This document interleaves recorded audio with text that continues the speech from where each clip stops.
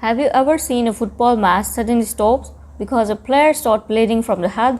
That is exactly what happened to Paul van Hecke during an intense moment on the field. The incident surprised fans because everything happened within just few seconds.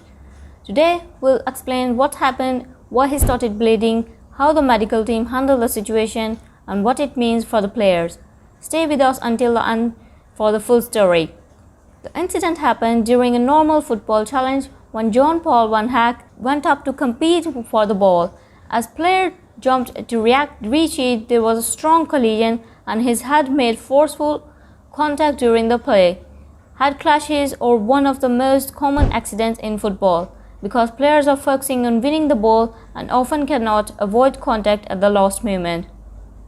Right after the collision, Van Hecke fell to the ground and match paused as the medical staff quickly ran onto the field. Within moments, it became clear that he had started bleeding from his head. Even though the amount of blood looked noticeable, this can happen because the scalp contains very small blood vessels. A small cut on the scalp can produce much more blood than people expect. The medical team immediately checked the injury, cleaned the wound, and worked to stop the bleeding. In professional football, player safety is always the first priority after any head impact. Doctors carefully examine the player to make sure they are feeling well before deciding whether they can continue to play or need further treatment. Many fans watching the match were concerned because head injury can look more serious than they actually are. However, bleeding alone does not always mean there is a major injury.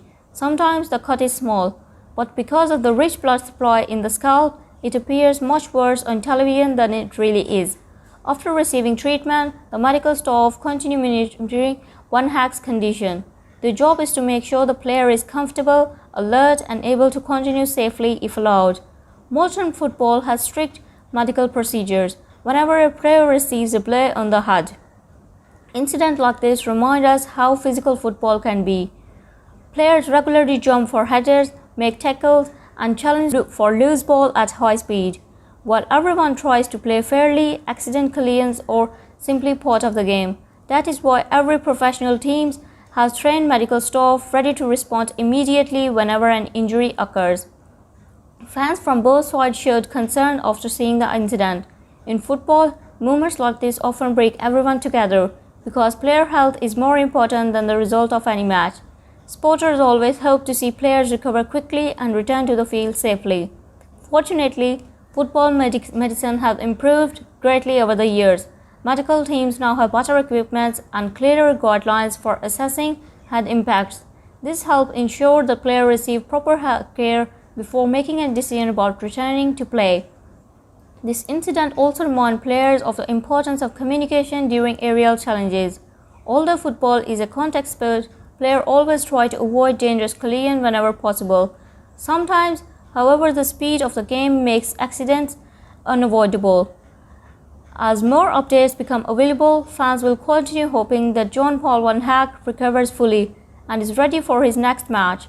The most important thing after any head impact is that player receives proper medical attention and enough time to recover if needed.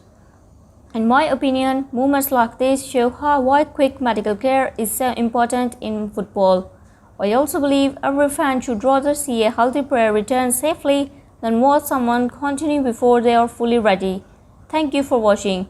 If you found this explanation helpful, don't forget to like the video, subscribe to the channel, and share your thoughts in the comments.